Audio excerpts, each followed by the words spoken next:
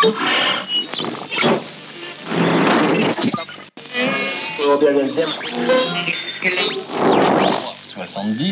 deuxième était le... Nos invités, Alexandra Schwarzbrod, vous êtes directrice adjointe de la rédaction de Libération. Libération qui titre aujourd'hui « Abstention maximale, mobilisation générale ». Je rappelle votre trilogie de polar sur le conflit israélo-palestinien. Balagan, Adieu Jérusalem et Les Lumières de Tel Aviv, c'est aux éditions Rivage Noir. Nicolas Prissette, vous êtes journaliste politique. Vous dirigez le média en ligne fondamental.fr. Et enfin, Gilles Bornstein, vous êtes éditorialiste politique à France Info. Merci de participer à cette émission en direct. Donc Marine Le Pen était ce week-end en Guadeloupe, un déplacement perturbé par des indépendantistes en plein direct sur France 3 d'ailleurs. Je vous propose de regarder ce qui s'est passé avec Caroline Motte et Valérie Le Rouge. Marine Le Pen est en train de terminer une interview hier soir quand tout à coup, son micro est arraché et elle bousculée. Son garde du corps est contraint de la protéger, car une quarantaine de militants indépendantistes fait irruption. La candidate est alors évacuée sous les huées. Une séquence qui rappelle la venue avortée de son père il y a 35 ans. Jean-Marie Le Pen n'avait même pas pu poser le pied sur le tarmac en Martinique, envahi par 3000 manifestants. Pour Marine Le Pen, le voyage a pourtant bien commencé hier avec un accueil chaleureux de ses militants locaux à l'aéroport de Pointe-à-Pitre. Merci. Merci. Je suis venue du même il y a 20 ans. Je suis venue plusieurs fois, mais c'est la première fois comme candidat, c'est vrai. Annulée puis finalement reportée, sa visite sur le marché de Sainte-Anne est mouvementée. Mais Marine Le Pen met un point d'honneur, dit-elle, à faire campagne ici. Elle déambule entre ses partisans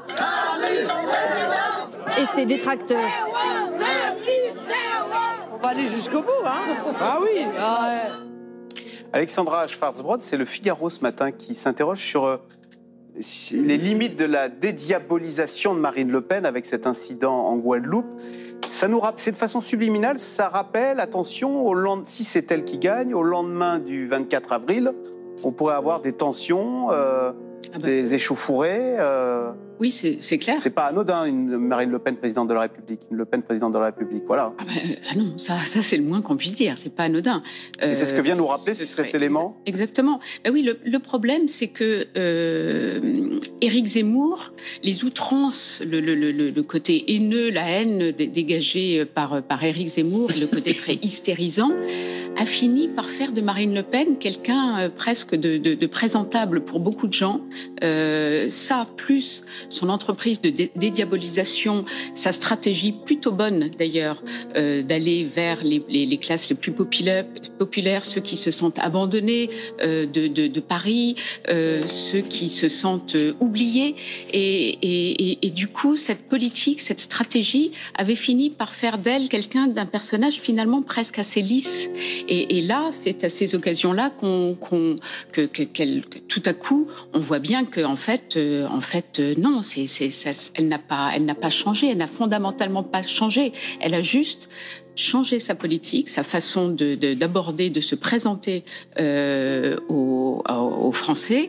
Et en plus, elle a profité du côté hystérisant d'Éric Zemmour. Et on voit bien d'ailleurs... Qui lui a rendu service, qui lui a rendu considérablement service et qui, lui, on en parlera peut-être tout à l'heure, qui a fini par le plomber parce que c'était too much. Il a un côté... Alors là, pour le coup, lui, c'est encore plus... il hystérise encore plus la société. Sur le fond, vous dites, elle l'a recentré, Éric Zemmour, enfin, il l'a recentré. Et sur la forme, est-ce qu'il ne l'a pas victimisé avec ses trahisons, y compris de sa nièce Marion Maréchal, un peu comme avait été victimisé Jacques Chirac avant qu'il ne gagne en 95. Mais elle s'est totalement chiracisée, c'est-à-dire qu'on se souvient de Jacques Chirac qui était revenu sur le devant de la scène grâce à la fracture sociale, et finalement elle a adopté un peu la même politique, c'est-à-dire on parle au peuple, et Dieu sait que en ce moment elle a un boulevard, puisqu'en effet on ne pense qu'au pouvoir d'achat, on voit bien que elle a bien compris que c'était ça la préoccupation première des gens, et non pas l'identité ou l'immigration comme l'a fait fait Éric Zemmour, qui s'est complètement planté, parce que en fait, c'est pas du tout ça la préoccupation première des gens. Marine Le Pen a très bien compris que c'était le côté social, c'était le pouvoir d'achat, et c'est grâce à ça qu'elle est remontée dans les sondages, parce qu'elle a touché juste au niveau de sa politique, mais sur le fond, bien évidemment, elle n'a pas changé. Elle s'est chiracisée. Jacques Chirac avait fait donc visiblement une bonne campagne. En 95, il était parti très bas, il a terminé gagnant. Vous diriez, Nicolas Prissette, qu'elle a fait une bonne campagne, contrairement... Alors, j'allais dire à 2017. En tous les cas, elle a fait une bonne campagne, là, en 2022 ? Une campagne très différente de celle de 2017, avec un objectif tactique et stratégique pour elle, qui est un objectif d'image, c'est se montrer la plus lisse possible. Il n'y a aucune aspérité autour de Marine Le Pen, elle ne rentre dans aucun débat, elle ne provoque aucune polémique, elle est vraiment dans une stratégie presque d'attente ou quasiment de non-campagne. Ses adversaires, d'ailleurs, quand on discute avec eux, expliquent qu'ils ont du mal à trouver la bonne prise pour l'attaquer, le bon angle pour lui faire des reproches, parce qu'elle est dans cette posture qu'elle a réfléchi avant cette campagne d'anti-débat, de non-polémique, et avec une stratégie qui, à chaque fois, vise à la montrer comme étant plus mûre, plus calme, sereine. D'ailleurs, c'est impressionnant dans les images qu'on a vues de la séquence précédente, où quand elle est agressée, finalement, elle sort de la pièce de façon très calme, elle ne montre aucun signe. Elle a été répétée, cette scène, elle a été travaillée, imaginée. En tout cas, ce risque d'agression potentielle est nécessairement pris en compte par les candidats, et le fait qu'elle se sache filmer à ce moment-là, ça induit un comportement qui est celui qu'elle recherche. L'image qu'elle veut montrer à ce moment-là, c'est une personne qui reste calme dans l'adversité. Et c'est exactement ce qu'on lui a reproché à la campagne précédente, le fait de pas forcément savoir se maîtriser, tenir ses nerfs et toujours afficher une image d'elle calme, tranquille, sereine. Bon, là, elle le fait. Et donc, on peut déduire, comprendre qu'elle a une stratégie d'image qui est très différente de celle de 2017, même des périodes précédentes, qui se complète avec une stratégie politique programmatique qui, elle aussi, vise à gommer toutes les aspérités. On pense à la retraite à 60 ans, par exemple, ou la sortie de l'euro. Ça, c'était les éléments les plus irritants de son programme pour l'électorat potentiel qu'elle vise. Elle les a atténués, gommés, et de cette façon-là, elle permet d'afficher aujourd'hui une image qui est assez différente de celle de 2017, et elle sans doute rassure une partie de son électorat ou de ses électeurs potentiels. Après, le fond du programme de Marine Le Pen, il n'a pas fondamentalement changé. C'est-à-dire qu'il y a toujours la préférence nationale, il y a toujours des éléments qui sont potentiellement orthogonaux avec la position européenne de la France et ses engagements sur les droits de l'homme, par exemple. Mais ça, personne n'en parle. Gilles Bornstein, c'est vrai que on disait qu'Emmanuel Macron se réjouissait à l'idée de retrouver Marine Le Pen au second tour. Il l'avait pulvérisé 66 contre 33,9 en 2017 au second tour. Là, il aurait dit à ses troupes, selon le Parisien, faites gaffe à Le Pen. Il est inquiet cette fois-ci, Emmanuel Macron. Bon, d'abord, il est obligé de galvaniser. Il est obligé de remobiliser ses troupes, parce qu'on a vu ces derniers temps qu'il y avait un effet, c'est déjà gagné, qu'il a reperdu 3-4 points dans les sondages, et que forcément, quel que soit celui qui en profite, c'est son rôle de dire ça. Est-ce qu'il est inquiet ? Marine Le Pen, vous avez rappelé son score.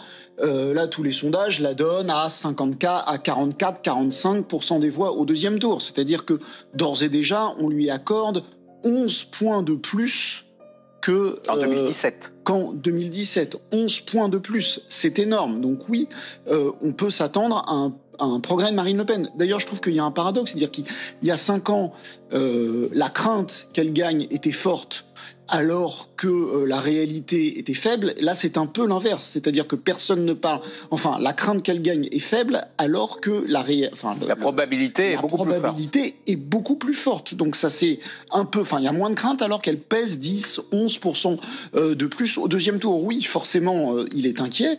On sait qu'il y a ce problème... Enfin, on sait que les abstentionnistes sont importants là-dedans. Moins ça vote, moins...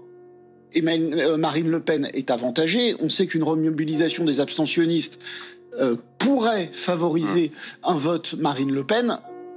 Mon sentiment est que le plus probable n'est pas qu'elle soit élue, mais de fait, il y a plus de chances ou plus de risques, selon le côté où on se place, qu'elle soit élue cette année, qu'il y a... Elle dit « Je n'ai jamais été aussi proche de l'Élysée ». Je voudrais rajouter quelque chose sur ce qu'ils ont dit. Alors effectivement, on peut discuter, est-ce qu'elle a changé, est-ce qu'elle n'a pas changé. Moi, je crois plutôt quand même qu'il y a eu des changements dans son programme.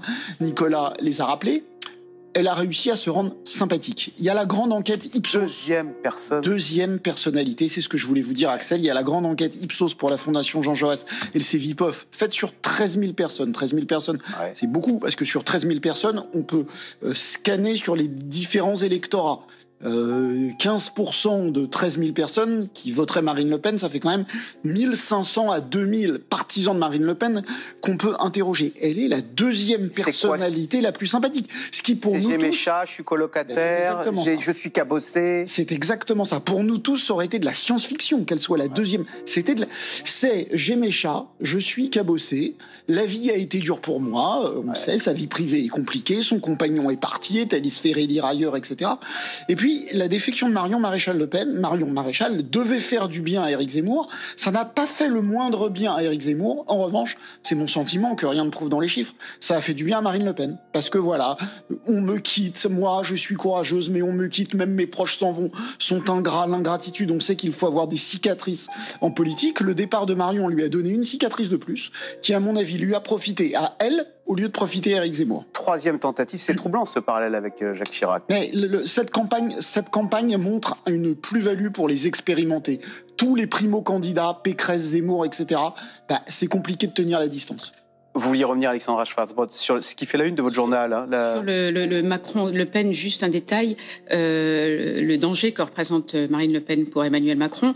Il y a deux dossiers quand même, là, dans les 15 jours qui viennent, qui risquent d'être un peu dangereux pour Emmanuel Macron et qu'il n'avait pas vu venir, la Corse. Qui est en train de s'enflammer. Et genre, la prime à la violence. Si jamais ça dégénérait, je pense que ce serait pas bon, parce que ça a été mal géré. Deuxième chose, le Covid. Parce qu'on voit bien que là, tout le monde commence à flipper. Le masque, les gens d'eux-mêmes remettent le masque en intérieur, d'eux-mêmes. Et si jamais ça s'accentue encore dans les 15 jours qui viennent.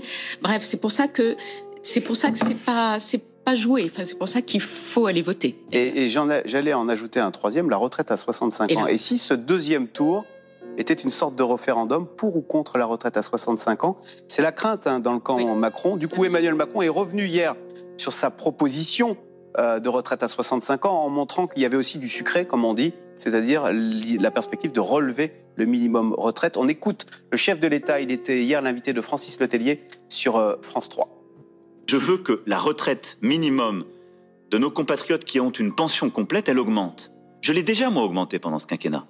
Pour nos agriculteurs, elle est passée à 1 000 €. Eh bien, je veux que la pension minimale, elle passe à 1 100 €. Si on veut faire ça, si on veut préserver dans la durée nos pensions avec une population qui vieillit, si nous voulons avoir une ambition en matière d'autonomie pour nos aînés qui deviennent progressivement dépendants. Ça servira à tout ça, cette réforme des retraites. Si nous voulons pouvoir investir dans la nation pour les plus jeunes et pour la santé, on ne peut pas se permettre d'avoir des déficits, même passagers, sur notre système de retraite. Nicolas Prissette, on sait que c'est très impopulaire, c'est rejeté par 3 Français sur 4. Hein. Les seuls qui sont d'accord pour relever l'âge de la retraite à 65 ans, c'est les électeurs d'Emmanuel Macron, grosso modo. C'est vrai que c'est la mesure dans son programme qui suscite le plus de rejet par rapport aux autres. C'est ce qu'ont mesuré les instituts de sondage. Donc c'est impopulaire, la retraite à 65 ans. Et pourtant, il a placé au cœur de les mesures qu'il mettrait en œuvre dès sa réélection. On l'accuse de brutalité sociale dans son programme. Il y a un risque? Il y avait, avant la présentation de son programme, autour de lui, on faisait passer le message qu'il fallait prendre des mesures qui soient un peu clivantes, de sorte qu'il puisse cranter quelque chose dans l'opinion et puis permettre que le débat se noue autour de lui. Ça, c'est une stratégie politique assez classique. Mais pour Emmanuel Macron, le débat, finalement, a commencé à son désavantage, parce qu'il n'y avait personne pour défendre cette mesure de façon très subtile. Il n'a pas de porte-parole de campagne, par exemple, et donc il se retrouve lui-même à devoir faire en quelque sorte le service après-vente d'exposition de son programme. Et il est mis en difficulté parce que ses adversaires, sachant la mesure impopulaire, eh bien évidemment, ils y vont à cœur joie. Et le premier qui est allé sur cette mesure pour la critiquer, c'est évidemment Jean-Luc Mélenchon, qui s'est mis en scène en disant voilà, 65 ans avec Macron, 60 ans avec moi. Ça a plutôt servi Jean-Luc Mélenchon. Donc Emmanuel Macron a une difficulté en ce moment qu'il va essayer de résoudre cette semaine, c'est de mieux faire comprendre ce qu'il y a dans son programme, essayer de donner peut-être un peu plus de vision, parce que pour l'instant c'est un catalogue de mesures qui vont dans tous les sens, qui peuvent être toutes discutées, puis qui peuvent faire polémique évidemment, mais alors, il est aujourd'hui d'ailleurs à Dijon pour essayer de s'expliciter vis-à-vis de... Il va parler d'éducation et vis-à-vis des enseignants. Hein. Oui, parce que là aussi sur les enseignants, c'est un sujet qui peut prêter à polémique, sur notamment le temps de travail à l'école. Je vous augmente, mais si vous faites un petit quelque chose en face. Donc il a eu des mesures qui ont été posées dans le débat pour essayer de susciter des mouvements autour de lui, et y compris pour cliver et montrer que lui, il serait toujours dans une dynamique de réforme, dans une dynamique de changement pour la société française. La difficulté, on le répète, c'est que une fois qu'il a exposé ses projets, il y a personne après pour les défendre, et on a vu les macronistes la semaine dernière venir sur les plateaux devant les micros pour nuancer ce qu'avait dit le président, compléter, amender, et forcément ça donne une impression de démarrage de campagne un peu brouillon. Et du coup, Alexandra Schwarz-Brodt, dans la perspective d'un second tour, tout à l'heure Gilles Bornstein faisait remarquer, là maintenant on est à quoi, 55-45 à peu près, ça dépend des sondages. Est-ce que du coup on aurait une Marine Le Pen qui aurait des réserves de voix, comme on dit, si jamais ça se transforme en 65 ans avec Macron, 60 ans avec Mélenchon, l'âge légal avec Marine Le Pen, il est de 60 ans, même si elle dit, bon, en annuité, il faudra les 42 ans d'annuité. Oui. Non, mais c'est incompréhensible, parce que Emmanuel Macron, alors, est-ce qu'il s'est cru suffisamment haut dans les sondages, suffisamment fort pour pouvoir, en effet, dégainer cette retraite à 65 ans, et ses propos sur, vous l'avez rappelé, sur l'éducation, qui ont rendu fou la plupart des enseignants, parce que ce côté vous n'en faites pas assez, et ce côté je veux récompenser les meilleurs établissements, donc c'est qui donne l'impression d'une éducation encore plus à deux vitesses qu'elle ne l'est aujourd'hui. Donc tout ça, il s'est mis la plupart des enseignants à dos, il s'est mis la plupart de ceux qui souhaitent la retraite à 60 ou 62 ans à dos, et là il est en train de se rendre compte, un peu tard, mais ça pourtant ça fait longtemps qu'on le dit sur les plateaux, que la gauche, enfin, dans un second tour, face à Marine Le Pen, beaucoup de gens à gauche ne se déplaceront pas pour voter pour lui. Le Front républicain, c'est fini. Là, avec lui, je crains que ce soit terminé, et que beaucoup ne se déplacent pas, et que du coup, voire même, vous en entendez certains, ce qui paraît fou, mais ça existe, qui disent finalement Le Pen, Macron, c'est à peu près la même chose, pourquoi pas voter Le Pen? Au moins ça change. Enfin voilà, on en est là, parce que il s'est mis beaucoup de monde à dos. Il y a toujours ce côté un peu jupitérien dont il n'arrive pas à se débarrasser, et surtout ces propos très méprisants pour certaines catégories, notamment les enseignants, qui représentent quand même du monde. 1 million dans l'éducation nationale, alors c'est pas tous les enseignants, mais c'est quand même important, et ceux-là n'iront certainement pas voter Macron. Gilles Bornstein, est-ce que regardez les reports là pendant que vous parliez. Ouais. C'est chez Jean-Luc Mélenchon où effectivement, pour les électeurs de Jean-Luc Mélenchon du premier tour, 29% voteraient Emmanuel Macron, 50% s'abstiendraient et 21% voteraient Marine Le Pen. Ça peut bouger. Ça peut bouger, mais à part ça, le fantasme d'une gauche qui voterait Marine Le Pen au deuxième tour est... Enfin, c'est effectivement chez Jean-Luc Mélenchon qu'il y a le plus d'électeurs. Mais chez Yannick Jadot, chez Fabien Roussel et chez Anne Hidalgo, c'est en dessous de 10. C'est-à-dire qu'il y a des abstentionnistes, mais peu iraient voter Marine Le Pen. Je voulais rajouter un truc sur les retraites. Vous avez dit il faut un peu de sucré. Mais je pense que s'il a fait ça, c'est à l'inverse. Parce qu'il voulait avoir un peu de salé. Un des conseillers du président de la République m'a dit, avec le quoi qu'il en coûte, on a eu l'impression de donner du sucré tout le temps. Et on doit toujours être attentif à cet électorat de droite modérée, qui est modéré sur le régalien, mais qui est assez rigoureux sur l'équilibre des finances publiques, et qui veut un président de centre droit assez dur là-dessus. Et donc, voilà, il voulait aussi, alors il le paye à gauche, c'est vrai qu'il le paye à gauche, mais dans ce qu'il a, depuis 5 ans, on a vu son électorat, il pense que sa victoire vient de continuer à fédérer la droite modérée.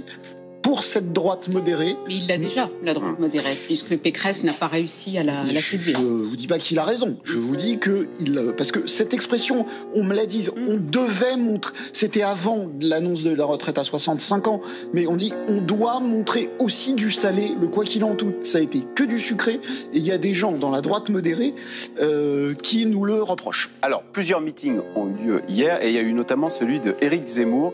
Éric Zemmour qui est clairement une dynamique négative, mais qui veut toujours croire qu'il est capable de faire l'union des droites, c'est-à-dire l'union entre LR et le Rassemblement national. On l'écoute, il était hier au Trocadéro. J'ai des amis aux Républicains et je les accueillerai. J'ai des amis au Rassemblement national. Ils auront toute leur place à mes côtés. Oui, j'aurai besoin d'Éric Ciotti. Applaudissez-le. Mais son meeting a été perturbé hier par la foule qui a scandé Macron assassin, vous allez l'entendre. Alors, Éric Zemmour n'a pas réagi à ce mot d'ordre, mais il dit qu'il n'avait pas entendu en fait la foule scander Macron assassin. On écoute. Macron assassin, Macron assassin,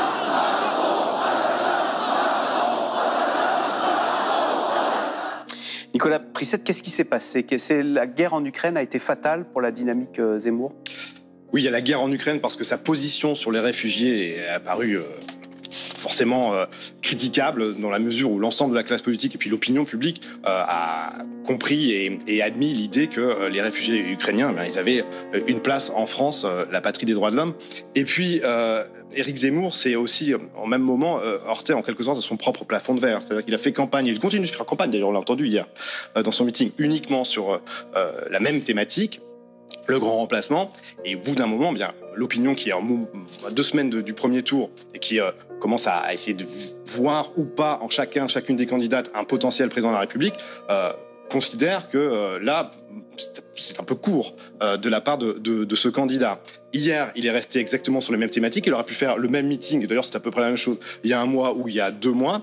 Et donc, il est au bout de sa limite rhétorique et au bout de sa limite idéologique, Éric Zemmour. Donc, bon, pour une partie de l'électorat, le compte n'y est sans doute pas. Alors, il a quand même fait une démonstration de force parce que remplir la place de Concorde avec des images de militants à perte de vue. Trocadéro, pardon. À perte de vue, il y a beaucoup de candidates et de candidats qui aimeraient bien faire la même chose. Mais il se retrouve voilà, au bout de cette campagne où il a exprimé pas mal à la fois dans les mots et dans les gestes, il y a eu beaucoup d'expressions qui sont irritantes. Et ça, forcément, dans une campagne électorale, a fortiori pour être président de la République, bien, il y a un moment où l'opinion, ça passe pas. On pense évidemment à ce qui s'est passé hier avec les Macron assassins qui met du temps avant d'entendre, en tout cas avant de dire qu'il les condamne. Il a fallu attendre la fin du meeting et puis de longues minutes pour qu'on l'en informe et qu'il réagisse. Mais c'est à l'image de la campagne qu'il a menée, qui est plutôt une campagne pour prendre date, essayer de viser la suite, c'est-à-dire reconstruire une forme de droite extrême autour de lui après l'élection présidentielle. Et dans l'extrait qu'on vient d'entendre, bien, il en appelle à certaines figures des Républicains pour le rejoindre. Évidemment, peut-être pas aujourd'hui, mais après le premier tour de l'élection. Et justement, Alexandra Schwarzbord, il va rester dans le paysage politique ou bien non, c'est typique la bulle là, qui apparaît avant une élection présidentielle et qui va disparaître avec cette élection présidentielle? Je crains qu'il reste. Je crains qu'il reste. Alors, la bonne nouvelle, c'est qu'en effet, là, il a atteint un plafond et que donc manifestement, les gens ont compris que cet homme n'avait pas une carrure de président et surtout qu'il est tellement un concentré de haine et on en vit déjà tellement sur la scène internationale que je crois que ça a calmé beaucoup de monde. La mauvaise, c'est que quand vous additionnez les points de Marine Le Pen, les 20% d'intention de vote, les 10% de Zemmour, et on peut prendre une petite partie de LR, la partie ciotiste, si je puis dire, de LR, ça fait quand même beaucoup de gens. Hein. Et oui, alors Dupont-Aignan, bien sûr, ça fait quand même beaucoup de monde qui sont prêts à voter pour l'extrême droite. Beaucoup de monde. Et ça, c'est quand même très préoccupant. Pour l'instant, aucun de ces candidats, encore que Marine Le Pen, on l'a dit, on ne sait jamais ce qui peut arriver. Sur un malentendu, elle peut être élue. Mais donc, moi, je trouve que ça fait très peur. Et tous ces gens-là qui vont, je l'espère, pas réussir à passer ce coup-ci, ils vont se préparer, peut-être ensemble, pour le coup d'après. Et là, il y a un moment où, à force comme ça de pousser les limites, il y a un moment où peut-être ça passera. Et ça, c'est extrêmement préoccupant. Gilles Bornstein, justement, est-ce que là, alors, dans la perspective du second tour, on va avoir un Éric Zemmour qui va rallier Marine Le Pen? Est-ce que ça pourrait étoffer un peu l'image de Marine Le Pen qui apparaît quand même un peu seule? On s'y tient très bien, alors elle est à l'Élysée, mais avec qui elle va gouverner? Est-ce qu'elle a des équipes derrière pour l'accompagner? Est-ce qu'on peut lui confier? Est-ce qu'il y a une équipe? Alors, il y a 2 questions dans votre question. Il y a entre les 2 tours et après si elle venait à gagner. Entre les deux tours, on ne sait pas ce que fera Éric Zemmour. Beaucoup de ses partisans ont dit qu'il ne se tromperait pas de combat et que là, il rejoindrait la droite nationale.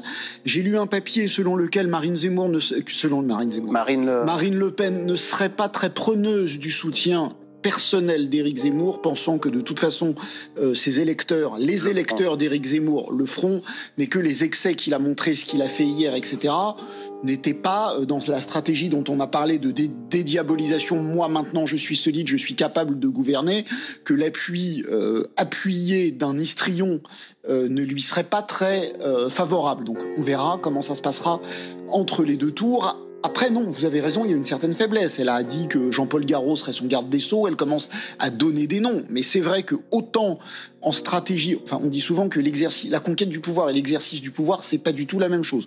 On l'a vu aussi pour Emmanuel Macron, dont on s'est rendu compte que le banc de touche était pas très fourni. Quand Gérard Collomb est parti, il a fallu 1 mois pour trouver Christophe Castaner.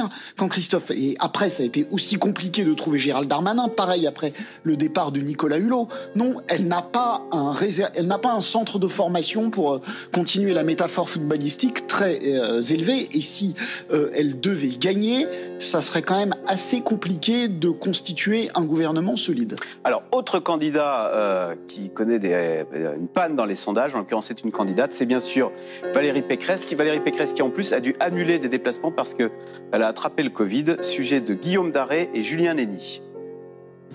Covid oblige, la candidate Valérie Pécresse n'est pas physiquement à Bordeaux ce soir. C'est pas un peu de la publicité mensongère, ça, ce soir, monsieur? Non. Elle est pas là, mais de cœur, elle est avec nous. Et par les esprits, elle est là. Mais Valérie Pécresse a quand même enregistré une vidéo pour ses soutiens qui ne lui en veulent pas. Elle continue la campagne en vision chez elle, donc ça prouve encore son courage. Mais c'est un nouveau coup dur alors qu'elle peine à retrouver une dynamique. Passée de 10 à 17% dans les sondages, Valérie Pécresse a rechuté à 10,5% ces derniers jours, en 4e ou 5e position. Pas de quoi décourager ses militants néanmoins. J'ai confiance en elle et on y croit. Elle va être au second tour et à la victoire. Parce qu'elle porte les valeurs de notre pays, les valeurs de la République. Valérie Pécresse, c'est quelqu'un de sincère.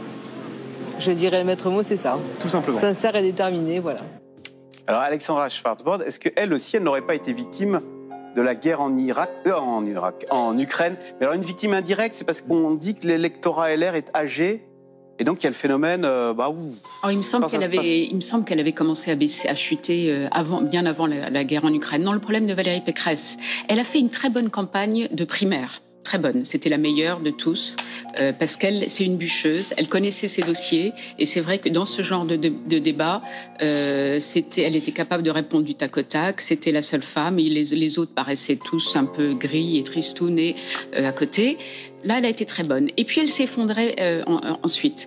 Parce que mal conseillée. Tout le monde pensait que Patrick Stefanini allait la doper, qui avait fait de très bonnes campagnes. Là, manifestement, il n'est plus dans le coup, ça n'a pas fonctionné. Et puis aussi parce que c'était une autre campagne que la campagne des primaires. Pour les présidentielles, il faut savoir mettre ses tripes sur la table. Et Valérie Pécresse, elle ne sait pas mettre ses tripes sur la table. Elle est trop corsetée, elle est trop formatée. Elle sait pas fendre l'armure, comme on dit. Et ça lui a été fatal. Et du coup, elle a donné cette impression comme un automate. Elle était comme un automate qui, en meeting, qui récite les discours qu'on lui a écrits. Et c'est ça qui l'a fait chuter. Tout à coup, on ne la sentait plus. Et c'est ça qui l'a fait chuter. La guerre en Ukraine n'a rien arrangé. Et puis là, voilà, c'est presque un symbole, ce Covid qui l'empêche de se montrer. Enfin, je pense ça doit être dur pour elle, parce que à un moment, quand elle a gagné les primaires, vraiment, tout le monde pensait qu'il y avait une réelle chance pour qu'elle puisse être au second tour, voire même gagner cette présidentielle. Et d'un coup, elle s'est effondrée, ce qui est voilà. Mais est-ce qu'elle a été soutenue quand on voit que même Nicolas Sarkozy n'a pas levé le petit doigt pour lui donner son soutien? C'est un point très important parce qu'elle n'a pas été soutenue, mais dès le départ. Il y a une forme de malentendu autour de cette primaire des Républicains où le premier tour donne un résultat qui est mathématiquement quasiment équivalent à un tirage au sort. Tout le monde fait à peu près le même score. Si vous demandez à un enfant de tirer des noms, des boules comme pour le foot, vous allez obtenir à peu près le même résultat. Donc il y a un malentendu. Alors certes, elle a profité de sa victoire parce qu'elle a été mise en lumière immédiatement après, mais ça ne voulait pas dire qu'elle était soutenue ni par son parti, ni par ses militants, ni par les électeurs des Républicains. Ça, c'est un élément qu'on a mesuré à Fondamental.fr avec un sondage où on a demandé aux Français de noter les candidats en fonction de leur aptitude, de leur qualité à être président de la République en donnant une note entre 1 et 20. C'est-à-dire, si vous notez 20, ça veut dire que vous pensez que la personnalité a toutes les qualités pour être président de la République. Si vous mettez 0, c'est-à-dire vraiment vous en voulez pas. Et ben Valérie Pécresse, chez les électeurs des Républicains, elle obtenait seulement 12. Donc ça veut dire qu'elle avait une note mais très moyenne dans son propre camp. Alors que pour les autres, par exemple Marine Le Pen, chez les électeurs du Rassemblement National, c'est au-dessus de 15, et pareil pour Emmanuel Macron. Chez les électeurs de la République En Marche. Donc déjà, non seulement les militants, les électeurs des Républicains n'y ont pas cru dès le départ, enfin en tout cas moyennement, et puis après, au sein du parti, ben alors là, voilà, ils sont sur l'estrade, ils sourient devant les caméras, mais après, en aparté, dans la coulisse, bon, bah, il n'y a plus grand monde qui y croit aujourd'hui, et on vous explique que déjà, aujourd'hui, on prépare la suite, c'est-à-dire qu'est-ce qui va se passer après cette élection présidentielle et la défaite de Valérie Pécresse. Donc ils en sont là. Il y a cette absence de soutien qui lui a été extrêmement préjudiciable. Et puis on peut aussi parler de son programme où elle a peut-être aussi fait une erreur stratégique en allant sur les mêmes thématiques que celles qui ont donné de faibles résultats à François-Xavier Bellamy ou Laurent Wauquiez. Gilles Bornstein, la suite. Est-ce que ça va être la suite, c'est le Parti socialiste, Est-ce que LR va éclater, va se vider, la moitié qui part chez Macron et l'autre moitié qui va quitter la politique ou partir en partie chez Marine Le Pen? C'est effectivement la question, ça dépendra de son score au premier tour. Il y a les législatives à faire, évidemment, parce qu'ils ont quand même 100 députés, les Républicains. Aujourd'hui, il reste un électorat de droite. Oui, on peut penser que ça va éclater. Oui, un certain nombre de Républicains sont tentés par une union des droites, ceux que Éric Zemmour a appelé hier, François-Xavier Bellamy, Éric Ciotti, etc. Oui, un certain nombre vont être tentés d'aller gouverner avec... Il y en a déjà qui passent des coups de fil en macronien en disant « dites donc je suppose que ça commence, oui, la poutre commence à travailler de ce côté-là aussi. Un certain nombre, Guillaume Larrivé l'a dit, si Emmanuel Macron est élu, nous devrons aller travailler avec lui parce que finalement, il gouverne, c'est comme l'avait dit Jean-François Copé, c'est le meilleur président de droite que la droite attend depuis un certain temps. Mais il y aura, entre ces deux pôles, il y aura quand même des gens qui vont être embêtés. Que va faire Christian Jacob ? Christian Jacob ne rejoindra jamais l'extrême droite, mais il n'ira pas gouverner avec Emmanuel Macron. Que va faire François Baroin? Que va faire Xavier Bertrand? Il y en a un certain nombre qui, si l'alternative est effectivement rejoindre Macron ou rejoindre l'Union des droites, il y en a un certain nombre pour qui le choix va être compliqué et qui voudront certainement rebâtir une sorte de LR canal historique, une formation de droite républicaine. C'est comme le PS, voilà. Alors, est-ce qu'ils y arriveront? S'ils y arrivent aussi mal que le PS, on verra. Mais enfin, il y aura des Olivier Faure, si je puis dire. Maintenant, l'objectif de Valérie Pécresse, c'est de ne pas terminer comme François-Xavier Bellamy, qui a aux européennes 8,5. C'est possible. C'est-à-dire que quand le toboggan, on dit qu'en politique, dans la dernière quinzaine, quand on commence à prendre le toboggan avec le vote utile... Il y a un phénomène vote utile. Il peut y avoir un phénomène vote utile. Elle peut terminer les deux. Et Éric Zemmour et Valérie Pécresse, qui étaient à 12-13 il y a encore 15 jours, 3 semaines, peuvent tous les deux terminer nettement en dessous de 10. Le phénomène vote utile, il y en a un qui y croit et un qui se voit au second tour, du coup, parce que c'est vrai que cette dynamique est en faveur, et vous voyez de qui je veux parler, c'est évidemment de Jean-Luc Mélenchon. Jean-Luc Mélenchon qui était hier en meeting au Prado à Marseille, et ben justement, il a renvoyé dos à dos, il a critiqué et Marine Le Pen et Emmanuel Macron en les renvoyant dos à dos avec un art oratoire, vous allez voir, dont il a l'habitude. On écoute cet extrait. Au fond, tout ça, c'est la même touillette. Ah, je ne confonds pas M. Macron et Mme Le Pen. C'est pas ça que je suis en train de vous dire. Mais je sais aussi qu'il y a une différence. M. Macron, c'est le programme économique de Mme Le Pen, plus le mépris de classe. Mme Le Pen, c'est le programme économique de M. Macron, plus le mépris de race. Alors, Alexandra Schwarzbach, je me souviens qu'au début de cette campagne, vous trouviez qu'il avait pris un petit coup de vieux, Jean-Luc Mélenchon. Il fait une bonne fin de campagne, une bonne dernière, mais comme il y a 5 ans d'ailleurs. C'est vrai. Une bonne dernière ligne droite. Dernière ligne droite, c'est-à-dire que là, il sent qu'il y a une possibilité. Il sait que c'est sans doute la dernière fois, donc il met ses dernières forces dans la bataille. On voit d'ailleurs que sa voix commence à dérailler, parce qu'il a à force de tenir. Non, objectivement, Jean-Luc Mélenchon, c'est quelqu'un d'excessivement cultivé, quelqu'un qui en meeting qui est très bon, qui a fait plutôt une bonne campagne. Il reste malgré tout très clivant. C'est-à-dire que voilà, à gauche, il a pas mal de détracteurs aussi. Je ne sais pas si... Enfin, il a des réservoirs de voix, mais est-ce qu'il s'est fait son propre plafond de verre, ce que vous voulez dire, avec certains de ses propos? Moi, je pense quand même. Je pense il reste très clivant et il a réussi... Alors, il a réussi une espèce de salto arrière sur Vladimir Poutine, la Russie, l'Ukraine. Donc, il a réussi à se démarquer un petit peu de sa proximité, en tout cas passée avec la Russie. Donc là, il l'a dit encore très clairement hier. Mais malgré tout, certains se souviennent quand même que au niveau des relations internationales, ces fréquentations sont pas toujours extraordinaires. Donc c'est vrai que c'est compliqué pour lui. Je pense qu'il va finir encore un peu plus haut que ce qu'il est actuellement, parce qu'il y a en effet une dynamique. Il y a une vraie dynamique. C'est le seul en effet espoir à gauche, puisque tous les autres sont assez loin. Mais malgré tout, il reste très clivant. Nicolas Brissiat, c'est une bête de campagne quand même, Jean-Luc Mélenchon, avec un art oratoire. C'est un peu le contraire de Valérie Pécresse. Il y a un art oratoire là qui fait que... Il y a une maîtrise de l'estrade, de la scène, de la foule qui est... Et il y a du fond dans ce qu'il dit. Qui est très brillante de la part de Jean-Luc Mélenchon. C'est vraiment un de ses points forts. Et bon, si vous allez le voir en meeting, vous mesurez la façon dont il peut être en communion avec la foule. Il lui répond, il y a des échanges. Bon, il y a certains meetings dans lesquels, en dépit des apparences, c'est beaucoup plus froid. Et Jean-Luc Mélenchon, là, il lui reste 15 jours pour essayer de remonter à travers son art oratoire, et surtout à travers le fond. Parce qu'à qui s'adresse-t-il véritablement durant ces 15 derniers jours? Alors, il y a 5 ans, c'était simple.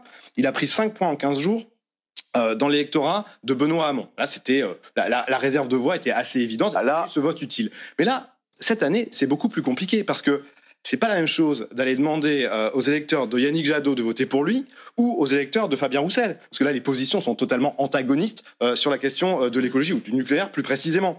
Hier, il a même fait une tentative de s'adresser à l'électorat de Marine Le Pen en disant « Je comprends les gens qui sont fâchés mais pas fachos ». C'est son expression. Donc, il est à la recherche de cette réserve de voix. On voit qu'il tâtonne. Il a du mal à savoir à qui s'adresser véritablement pour essayer de trouver les points qui lui permettraient de se rapprocher dans les sondages de Marine Le Pen. Mais il est beaucoup plus bas qu'en 2017. Et il avait un ascendant un peu plus fort. Et on se demande aujourd'hui s'il est capable de rééditer cet exploit. Gilles Bornstein, dernière tentative pour... Yannick Jadot, que deviendra son parti d'ailleurs? Yannick Jadot ou Jean-Luc Mélenchon, pardon. Jean-Luc Mélenchon, que deviendra son parti après? Est-ce qu'il ne survivra? Enfin, je ne sais pas si personne ne sait. En tout cas, moi, je ne sais pas parce qu'il n'a donné aucun signal. Personne ne sait à qui, s'il veut léguer son parti à quelqu'un. Parce que LFI, c'est pas lui. Alors, contrairement à beaucoup, par exemple, au Modem, personne n'a émergé à part François Bayrou. Au Rassemblement National, c'est dur. La France Insoumise, c'est différent. C'est une bonne école de formation. Et il y a des cadres intermédiaires formés, structurés, Alexis Corbière, Éric Coquerel, qui sont bons. Mais on ne sait pas du tout, on n'a pas moi, en tout cas, je ne sais pas vers qui ça ira. François Ruffin, on dit que François Ruffin, qui vient de l'extérieur du parti, veut reprendre l'héritage. Où ça ira, j'ai l'humilité de vous dire que je n'en sais rien. Concernant le deuxième tour, je trouve concernant le premier tour, il a une partie stratégique à jouer parce que il peut avoir deux objectifs antagonistes, Jean-Luc Mélenchon. Soit il joue effectivement le vote utile à gauche, mais convaincre un électeur de François Roussel ou de Yannick Jadot de voter pour lui, qui sont des gens politisés, qui croient en la politique, eh bien, il faut qu'il fasse valoir que son programme n'est pas si disruptif que ça, qu'il est écologiste, qu'il est social, enfin, des gens sérieux qui aiment la politique. Eux, il doit les convaincre. Mais il doit aussi convaincre des abstentionnistes, des milieux populaires, convaincus que la politique ne sert à rien du tout, et que voter pour lui peut servir à quelque chose. On ne s'adresse pas de la même manière à un militant très politisé du Parti communiste qui vote Fabien Roussel, à un jeune abstentionniste des milieux populaires qui pense que tout ça c'est de la foutaise et que la politique ne sert à rien. Donc certes, il peut gagner des points. Mais la dernière marche est haute. Ah ben la dernière marche est haute parce qu'on dit toujours il y a des abstentionnistes, etc. Mais c'est compliqué de tous les prendre à la fois. Si vous allez dans un sens, vous risquez de ne pas mobiliser dans l'autre et inversement. Donc c'est compliqué. Là, j'ai regardé toujours, pendant que vous parliez, la dernière enquête dont je parlais qui est parue ce matin. C'est clair, il a pris un demi-point à Yannick Jadot, un demi-point à Anne Hidalgo, un demi-point à Fabien Roussel et un demi-point aux abstentionnistes. Anne Hidalgo qui est à 2,5 dans les sondages, à égalité avec Jean Lassalle. Elle était mardi dernier en Corrèze, à Limoges. Elle a été soutenue par François Hollande. Mais vous allez voir, c'est un soutien qui, personnellement, me faisait un peu penser à un enterrement, sujet de France 3 Nouvelle-Aquitaine, de François Clapeau et Frédéric Borde. 450 militants étaient attendus, mais finalement on a rajouté des chaises. Il y avait aussi beaucoup de journalistes pour aller à la rencontre d'un public mobilisé, à défaut d'être optimiste. On vient quand même. Vous restez socialiste? Oui, bien sûr. On va pas aller voter à droite, donc si on est là, c'est qu'on vote à gauche. Donc, voilà. Personne nous a forcé à venir. On est venu de notre plein gré. Le discours de François Hollande devait durer 30 minutes. Il parle finalement 1 heure. Entre projets d'avenir et analyse géopolitique, il affiche un soutien clair à Anne Hidalgo.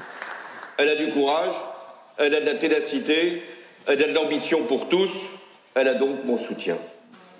Qu'aurait-on dit si je m'étais tu ou si je m'étais caché? Je laisse ça à d'autres, ou plutôt à un autre qui n'a jamais été un exemple pour moi. La candidate socialiste apprécie et tente de retrouver à Limoges un nouvel élan pour la présidentielle. Au plus fort de l'épreuve, vous êtes fidèles. Je retrouve avec vous ici ce soir à Limoges le refus de la résignation qui nous a inscrits dans l'histoire de notre pays. Merci à vous. Mais c'est bien l'ancien président qui focalise l'attention avec une volonté de reconstruire une gauche de gouvernement. Ce que doit être une grande formation politique, une grande force qui doit se lever, se créer, se reconstituer pour donner un espoir à tous ceux qui sont là. Une nouvelle initiative dont le début est fixé dès la fin de la présidentielle. Voilà, et Limoges, hein, en Haute-Vienne, bien sûr. Hein. Corrèze, c'est Tulle. Alexandra Schwarzbord, il n'y a pas beaucoup d'ambiance hein, à Limoges, en Haute-Vienne. Qu'est-ce qui s'est passé ? Et encore, là, il y avait plus de monde que dans certains endroits où elle s'est déplacée, où il y avait une dizaine de personnes. Non, c'est terrible, c'est un échec terrible. Alors, en voilà encore une qui a pas été vraiment soutenue. Hein. On peut pas dire que les figures importantes du Parti socialiste se soient déplacées pour lui faire la claque et pour l'aider, pour la soutenir, pour l'encourager. Elle a fait cette campagne un peu seule. Olivier Faure, on l'a quasiment pas vu, il a disparu. Vous pensez que ça aurait changé quelque chose, franchement ? Au moins, elle n'aurait pas été seule. Là, elle est seule. Je trouve que la ténacité qu'elle montre. Alors, est-ce que c'est évidemment, on peut penser... C'est sa personne, son programme. Moi, je pense que non, son programme est intéressant. D'ailleurs, je l'ai entendu. C'était au lendemain de déclarations de Macron, justement sur les enseignants, sur la santé. Ce qu'elle disait était frappé au coin du bon sens. C'était très intéressant, mais c'est elle qui ne passe pas. Elle ne passe pas. C'est son ton, sa façon de. Elle n'imprime pas. Elle ne passe pas. Un peu comme c'est le même problème que Valérie Pécresse. Elles ont du mal à fondre l'armure encore une fois. Et surtout.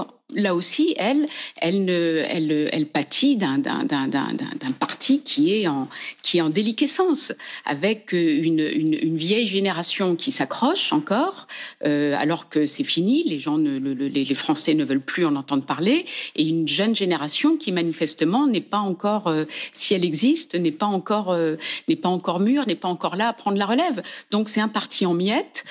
C'est une femme dont le programme encore une fois est intéressant. Mais qui ne passe pas les caméras et qui est seule. Donc, évidemment, c'est difficile. Gilles Bornstein, donc quel avenir là pour le Parti socialiste qui ne sera pas remboursé des frais de campagne ? Qui ne sera pas remboursé des frais de campagne, vraisemblablement. Moi, je crois qu'effectivement, le problème à d'Hidalgo, c'est ni elle-même, parce que je pense que personne n'aurait fait mieux. Un point de plus, enfin, ça n'aurait rien changé. Son problème, c'est son parti, parce que plus personne ne considère le Parti socialiste comme une puissance nationale. C'est une puissance locale.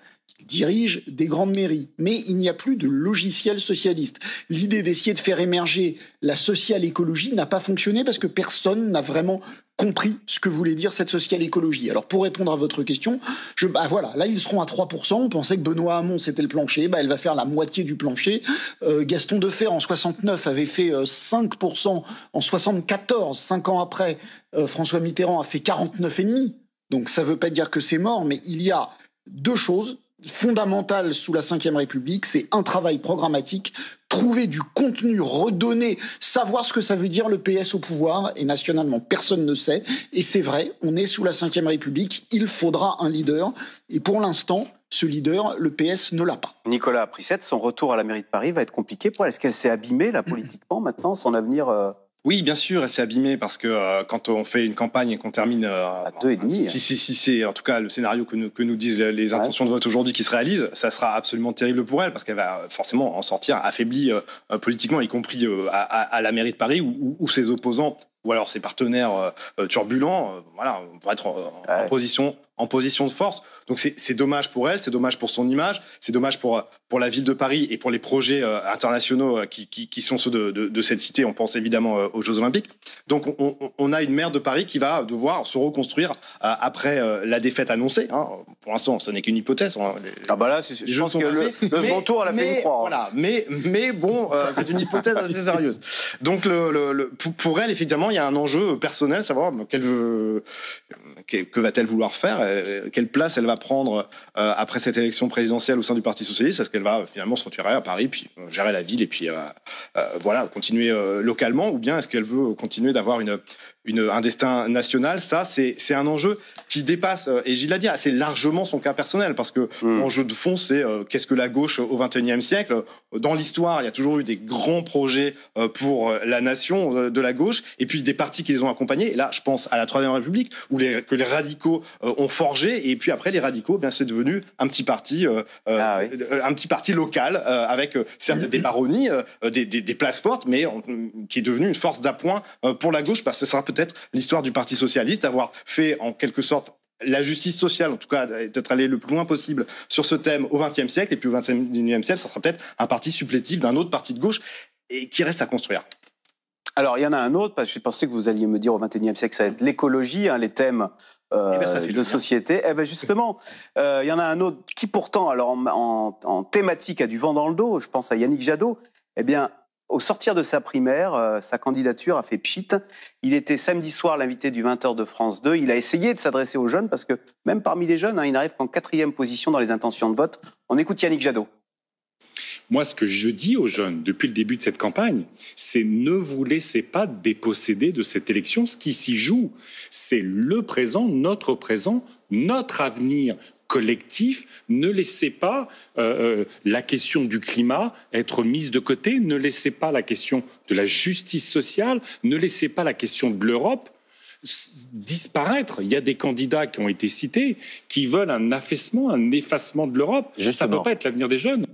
Voilà, Alexandra Schwarzbord, je sais que vous vouliez parler de Yannick Jadot. C'est vrai que c'est l'affaire du siècle, l'écologie. Et pourtant, ça ne prend pas politiquement. Hein. Non, ça ne prend pas. Mais je pense que... Enfin, ça ne prend pas. D'abord, il est quand même... Il est au-dessus de... il est au-dessus de 5%. Ouais. Mais non, je pense que cette question, ce sujet de l'environnement, du climat, cette question la prend. On le voit dans les jeunes générations, c'est quelque chose qui est très important et je crois qu'il a été intégré dans l'esprit des jeunes que le climat, l'environnement, ça va être le grand combat des années à venir. Mais dans un parti politique ou ailleurs? Mais c'est ça le problème. C'est ça le problème. Et je pense que la guerre en Ukraine, pour le coup, Yannick Jadot, là, ça lui fait c'est un gros coup sur la tête, même s'il n'avait pas émergé avant. Mais c'est vrai que lui, il parle surtout environnement, il parle climat, et on sent bien que dans le monde très instable dans lequel nous vivons, et qui va être de plus en plus instable dans les années à venir, c'est vrai que Yannick Jadot ne présente peut-être pas pour l'instant l'image de quelqu'un qui est capable, qui a la carrure pour affronter une guerre en Ukraine, pour affronter des grandes puissances. Comme les écologistes allemands, dont on sait qu'ils sont capables d'avoir une vision à 360 degrés des problèmes. Absolument. Exactement. Et là, lui, il a encore cette image purement d'écologiste. Et donc ça, je pense que pour les années à venir, mais je suis à la limite, ça m'inquiète moins qu'Anne Hidalgo, parce qu'Anne Hidalgo, là, on a l'impression c'est la fin. Alors qu'ils peuvent corriger. Il n'y a pas d'avenir. Alors que lui, je pense que, enfin lui, en tout cas, l'écologie, c'est l'avenir d'une façon ou d'une autre, que ce soit seul ou allié à d'autres partis. Mais là, c'est vraiment le sujet d'avenir. Donc lui, c'est encore peut-être un peu tôt, parce qu'il y a quand même encore beaucoup d'inquiétudes économiques, sociales et géopolitiques. Mais forcément, c'est un sujet dont on reparlera et qui finira par s'imposer. Gilles Bordstein. Moi, je trouve que le gros échec de cette campagne, c'est lui. Parce que, comme on l'a dit, Anne Hidalgo, de toute façon, le PS, voilà, plus personne ne voulait du socialisme. Tout le monde parle d'écologie. Il se trouve que j'ai des enfants en âge de voter pour la première fois. Évidemment, eux, tous, tout le monde parle d'écologie. Le fait qu'alors que tout le monde parle d'écologie, Yannick Jadot soit à 5%, est un fantastique échec parce que lui, il avait un très gros réservoir. Alors, qui reprendra la machine, je ne sais pas, mais alors lui, c'est raté.